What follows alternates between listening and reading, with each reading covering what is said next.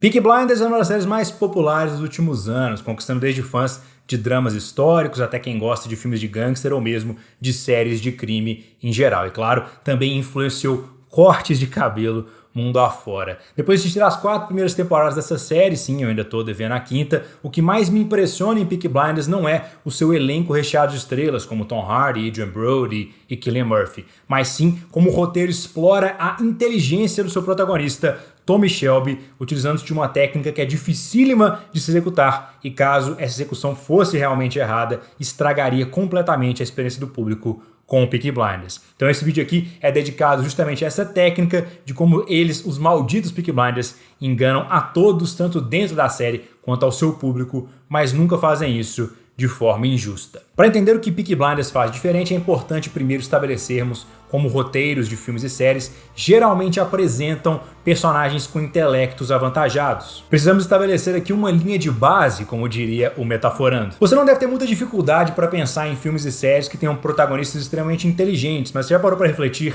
como essas obras apresentam esses personagens e mais, como que você é convencido do fato de que essas pessoas realmente são inteligentes, são gênios em seus respectivos campos? Bom, para entender isso, vamos utilizar 4 exemplos antes de entrar no Tommy Shelby de fato. Vamos falar aqui sobre Tony Stark, Sherlock Holmes, Will Hunting e também Artemis Fowl, exemplos com graus de sucesso variados de como apresentar um personagem extremamente inteligente no seu roteiro. Começando pelo pior de todos os exemplos, Artemis Fowl deveria ser um gênio mirim, um gênio do crime, com uma mistura única de QI alto e sociopatia, que coloca ele numa posição de anti-herói ou talvez mesmo de vilão na primeira obra, apesar de isso ter sido completamente, digamos, ignorado pela adaptação da Disney, que é pífia em vários sentidos. Mas o primeiro sentido que ela é pífia é como a obra apresenta a inteligência do Artemis Fowl. Isso nos é demonstrado em 2 momentos no filme. Primeiramente na narração inicial, em que a gente tem todas as conquistas do Artemis listadas aí pelo narrador do filme, e também numa interação que o garoto está tendo com o diretor dessa escola, em que ele parece ter um conhecimento avantajado sobre mobília vitoriana. O problema surge quando o filme não faz o menor esforço para integrar a inteligência do Artemis na resolução dos problemas do roteiro em si, trabalhando para resolver os problemas apresentados pela narrativa. Quando tudo é trazido de forma conveniente para o Artemis ao longo do filme, todas as resoluções são trazidas para ele de mão beijada, mostrar o LinkedIn do Artemis Fowl não adianta muito para nos convencer que ele na verdade é um cara super inteligente. Um exemplo melhor de um filme muito superior é o Will Hunting, o protagonista do filme Good Will Hunting, em português Gênio Indomável, que é vivido pelo Matt Damon. Aqui a inteligência do protagonista é mostrada a partir das ações e interações dele com outros personagens ao longo da narrativa. Apesar de entrarmos no clichê do personagem ser demonstrado como inteligente porque ele sabe recitar palavra por palavra de uma citação obscura de um livro, essa situação é integrada diretamente na resolução de um conflito que é trazido pelo roteiro. Aqui temos uma situação na qual o Chuck, o personagem interpretado pelo Ben Affleck, que é um dos melhores amigos aí do Will Hunting, aborda 2 estudantes de Harvard e tenta estabelecer um rapport, ali uma conexão, trazendo uma possível aula em comum que ele teria tido com as 2 jovens. Ele está fingindo, que frequentou Harvard, apesar de ser um trabalhador que nem deve ter ido para a faculdade alguma. Ele então é confrontado por outro estudante que passa a pressioná-lo em todos os seus conhecimentos. Então Will, o protagonista vivido por Matt Damon, intervém na situação, demonstrando que o aluno de Harvard não é a última bolacha do pacote. Aqui ele meio que utiliza a prerrogativa de ser inteligente e a questão do seu conhecimento para impressionar o outro personagem, mas principalmente para defender o seu amigo e resolver o conflito que foi estabelecido aqui dentro do roteiro. O personagem vivido por Casey Affleck inclusive traz o resumo da ópera com a icônica frase "My boy is wicked smart", que é, em uma tradução não muito inteligente, é falar que o meu garoto é inteligente pacas. Pode não ser o recurso mais original e sutil do mundo, mas aqui funciona muito bem, especialmente considerando o contexto da obra como um todo e que a gente está falando de um filme de 1997. A integração com o roteiro, para mim, é o ponto-chave para a gente demonstrar o traço marcante de um personagem, seja a sua compaixão, esperteza ou mesmo a própria inteligência. Pouquíssima gente tem dificuldade em acreditar que o Tony Stark é um grande gênio em Iron Man, porque a gente vê todo o processo de construção da armadura Mark II sendo conduzido pelo Tony Stark. A gente vê toda a ideação, o propósito, todas as falhas e, claro, o eventual sucesso que leva à criação do Homem de Ferro. Não é só um marketing de que o Tony Stark é um gênio, ele tem tantas conquistas e ele tá uma palestra super complexa. Não, a gente tá vendo em ação a inteligência do personagem principal sendo utilizada com um propósito específico de construir algo muito impressionante, no caso, uma super armadura. Esse também é o caso do melhor exemplo de todos, ao meu ver, que é o Sherlock Holmes, especialmente a versão vivida pelo Benedict Cumberbatch na série Sherlock da BBC. Além da óbvia integração do roteiro, a execução visual das deduções do detetive mais famoso do mundo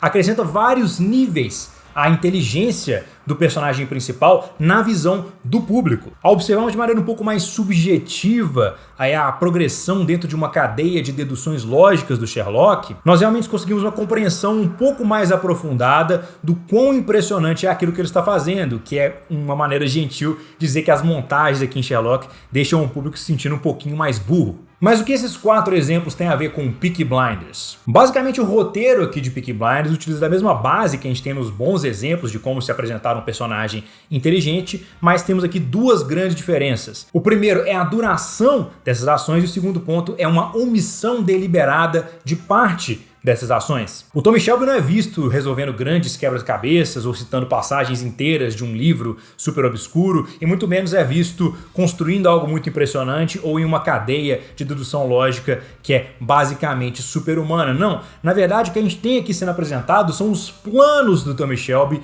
que são altamente complexos, requerendo um setup em múltiplos episódios, sem que boa parte dos passos seja trazida de forma explícita para o público. Isso é muito difícil porque se as justificativas dos planos não fossem muito bem amarradas na lógica interna da série, elas pareceriam conveniências para o roteiro. Afinal, soluções que surgem do nada, na forma de um deus ex machina, não deixam o personagem principal mais inteligente, muito pelo contrário, aparenta que tudo está caindo na mão dele porque ele é o predestinado, não tem nada a ver com a questão da capacidade cognitiva do sujeito. Felizmente, por ordem dos Peaky Blinders, isso aqui funciona muito bem na série. Enquanto a gente está acompanhando as aventuras paralelas da Polly ou as brigas bêbadas do Arthur, os planos do Tommy Shelby estão sendo maquinados e desenvolvidos no fundo da situação. Eles estão ali nos bastidores acontecendo juntamente com os fatores que a gente está vendo. Então, na medida que a gente tem apresentado ao longo da narrativa, ao longo dos episódios, os elementos mais importantes que formam o plano e a gente tem conflitos muito bem estabelecidos, quando o plano de fato é executado, a gente tem ali um plot twist. E um plot twist, uma virada de roteiro que segue exatamente a cartilha de como um plot twist deve chegar, de acordo com Robert McKee. São eventos surpreendentes, mas que se mostram como uma conclusão inevitável de tudo aquilo que foi apresentado anteriormente. É algo que ao mesmo tempo deixa surpreso e que, quando todas as engrenagens caem no lugar, você fala assim, nossa, realmente é a única coisa que poderia ter acontecido. Então o legal aqui é como o Peaky Blinders consegue, de uma forma um tanto quanto sorrateira, te enganar, me enganar e enganar a todo mundo. O público aqui não é um observador onisciente que aguarda tenso para ver as consequências sobre as ações dos outros personagens, como é que a história vai se desenrolar, já sabendo um pouquinho aonde tudo está indo. Não, na verdade é que o público é um observador razoavelmente neutro que está a todo tempo também sendo manipulado pelo grande Tommy Shelby. A verdade então sobre os malditos Peaky Blinders é que ao esconder de você vários detalhes importantes, mas ainda mostrar um plano que tem uma lógica interna muito sólida e mostrar o suficiente do setup desse plano, a gente foi convencido cada vez mais ao longo das temporadas que o miserável Tommy Shelby não só é frio e calculista, mas como também um baita de um gênio. E isso é a coisa que mais me impressiona na série Peaky Blinders, como o roteiro consegue ser ao mesmo tempo altamente surpreendente, mostrar um personagem que é genial sem ficar apelando para recursos genéricos, mostrando ele solucionando um cubo mágico, até porque não tem cubo mágico na década de 20, mas vocês entenderam o meu ponto. Então é isso aí, telespectadores, gostaram do vídeo, clique na marca para se inscrever no canal, se tornem apaixonados ou apaixonáticas, vêm fazer parte da crítica, e claro, deixem aqui nos comentários o que vocês acharam dessa minha interpretação de Peaky Blinders, se vocês gostam ou se não gostam do Tommy Shelby, tudo isso é muito válido, tem esse YouTube, até a próxima.